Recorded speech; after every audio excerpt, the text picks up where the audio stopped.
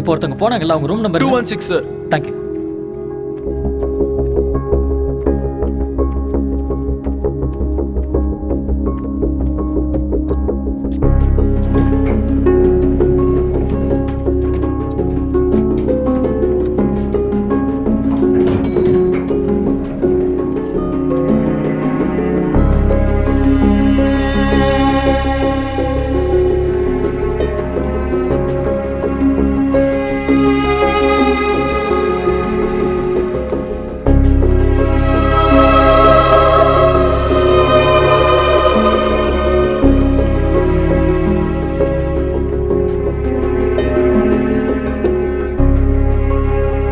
Janu,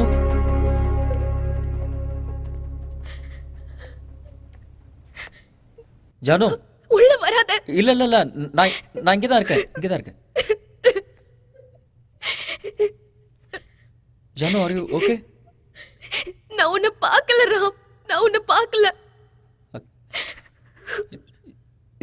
Janu Janu Janu Janu Janu please அழாத Janu please Janu please என்ன பாரு, அழாத ஜானு ப்ளீஸ் அழாத. நான் உன்னை பார்க்கல, சத்தியமா நான் உன்னை பார்க்கல ராம். I promise. நான் சத்தியமா உன்னை பார்க்கல. I swear Ram, I swear. Janu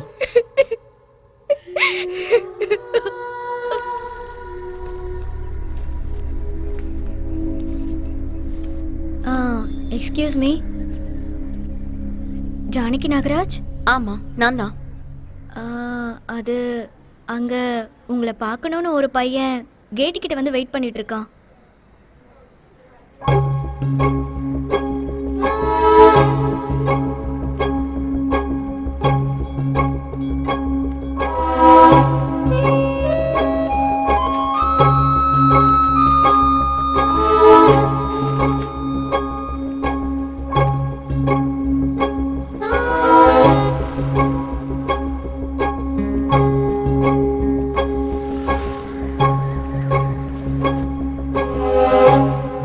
என்ன நீ என்ன அவனுக்கு தூதா?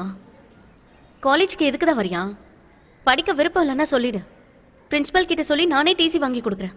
ஏய், இன்னொரு தடவை அவன் சொன்னா இவன் சொன்னான்னு முன்னாடி வந்து நின்ன கொன்னே போட்டுருவேன்.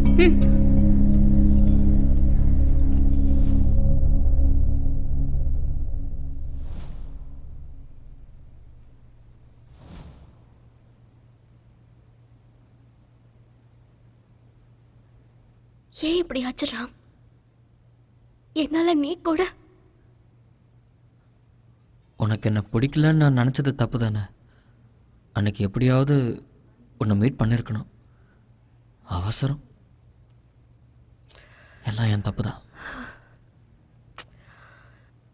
அன்னைக்கு மட்டும் அந்த பொண்ணு உன் பேரை சொல்லியிருந்தா எல்லாமே மாறி இருக்கும். எல்லாமே மாறி இருந்திருக்கும். எல்லாமே என்னோட தலையெழுத்து. ஆனால் இப்போ எதுக்கு நமக்கு இந்த உண்மையெல்லாம் தெரிய வரணும்? அதையே உண்மை நினச்சி வாழ்ந்துட்டு போயிருக்கலாம் இல்லை ஜானு? நான் உன்னையே தான் நினைச்சிட்டு இருந்தேன் ராம். இருந்தாலும் நீ என்னை தேடிட்டு வந்ததெல்லாம் எனக்கு தெரியவே இல்லை பாத்தியா? எத்தனையோ வேதனைகள்ல இப்ப இதுவும் ஒரு வேதனை.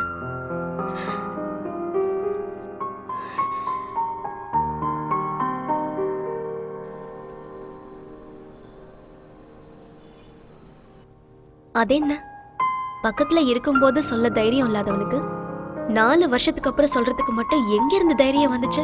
இல்லை, நான் தினமும் நினைப்பேன் இன்னைக்கு எப்படியாவது சொல்லிடணும்னு. ஆனால் நான் என் மனசுக்குள்ள ஜானு ரொம்ப அறிவாளியான பொண்ணு, நான் அப்படி இல்லை. ஜானு நல்லா பாடுவா, எனக்கு அந்த திறமை இல்லை. ஆனால் அன்னைக்கு என்ன ஆச்சுன்னு தெரியல, உங்ககிட்ட சொல்லனா செத்துருவேன்னு ஒரு ஃபீல். அதான் தைரியத்தை வர வச்சுக்கிட்டு நேராக காலேஜுக்கு வந்துட்டேன். ஆமா ராம், நான் உன்னை கேட்கணும்னு நினைச்சேன். நான் அந்த காலேஜ்ல தான் படிச்சிட்டு இருக்கேன்னு உனக்கு எப்படி தெரிய வந்துச்சு? இதெல்லாம் ஒரு கேள்வியா? எப்படியோ தெரிஞ்சிட்டேன் விட. எப்படின்னு சொல்லு. நீ பெங்களூர்ல தானே இருந்த? நான் பசங்க கிட்ட சொல்லி வச்சிருந்தேன். நீ எங்க போற, என்ன பண்ற, எல்லா விஷயமும் எனக்கு தெரியும். உன்னை பார்க்கணும்னு தோணுச்சுன்னா பெங்களூர்லேருந்து வண்டி எடுத்துக்கிட்டு நேராக காலேஜ்க்கு வந்துடுவேன். காலேஜ் முடிகிற வரைக்கும் காத்துட்ருப்பேன். காலேஜ் முடிஞ்சு நீ வீட்டுக்கு போகும்போது உன்னை ஃபாலோ பண்ணிக்கிட்டே வருவேன். நீ பின்னாடி திரும்பி பார்க்கும்போது நான் ஓடி போய் ஒளிஞ்சுக்குவேன். நீ அன்னைக்கு இன்னொருத்தனை பார்த்து கோவப்பட்டதை போய் என்னை பார்த்து கோவப்பட்டேன்னு தப்பாக நினச்சதை தவிர எல்லாமே எனக்கு தெரியும் ஜானு. என்ன தெரியும் சொல்லு பாப்போம். எஸ்எல்சியில் உன்னோட மார்க் 550, பியூசியில் 382. எல்லா பர்த்டேக்கும் உன் ஃப்ரெண்ட்ஸுக்கு ட்ரீட் கொடுத்துருவேன். அப்போ உனக்கு பிடிச்ச பாட்டை நீ பாடி காட்டுவ. உன்னோட அப்பா உனக்கு பிடிக்காத கோர்ஸில் சேர்த்து விட்டாரு. அந்த கோவத்தில் நீ வீட்டில் 4 நாள் சாப்பிடாம இருந்த. அது வரைக்கும் எனக்கு தெரியும். ஆனால் அந்த கிழவனுக்கு தான் புரியல. இல்லை, நீ சாப்பிடலன்னு எனக்கு தெரியும். ஆனால் உங்கள் அப்பாவுக்கு அது தெரியாதுன்னு சொல்ல வந்தேன். சாரி.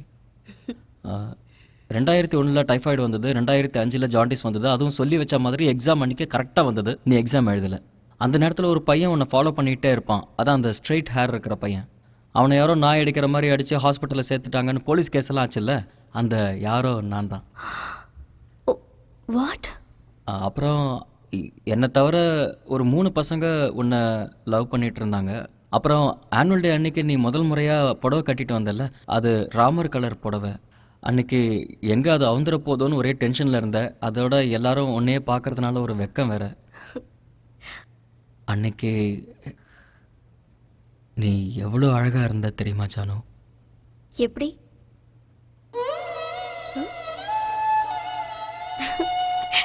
இன்னொரு தடவை பண்ணு.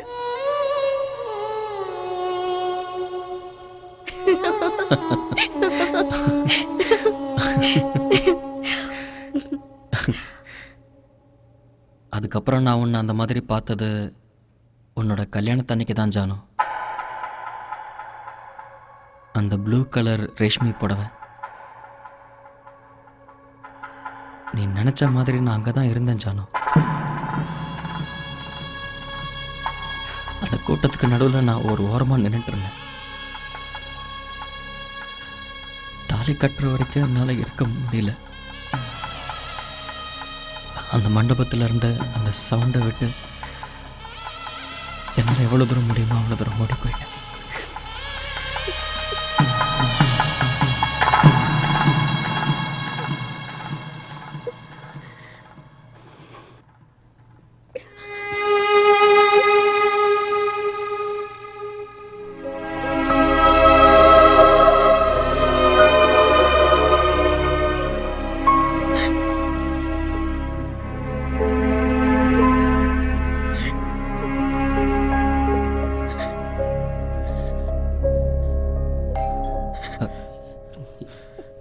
காஃபி.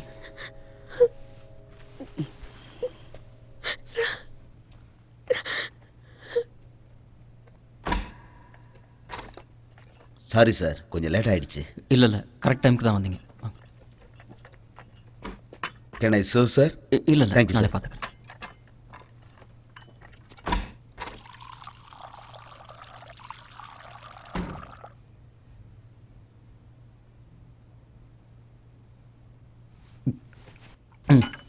சரி ஜானு, நான் கிளம்புறேன். காலையில் 3 மணிக்கு நான் ஃபோன் பண்ணுறேன். நீ ரெடி ஆகிட்டு கீழே வந்துடு. நான் உன்னை ஏர்போர்ட்டில் ட்ராப் பண்ணுறேன். சரியா? ஏய், பை. உன்கிட்ட ஒரு விஷயம் சொல்லணும். இங்க வா. இல்லை, அப்படியே சொல்லு. நான் இங்கேருந்தே கேட்டுட்டு ஏச்சி, கிளம்புறேன். இங்க வந்து உட்காரு.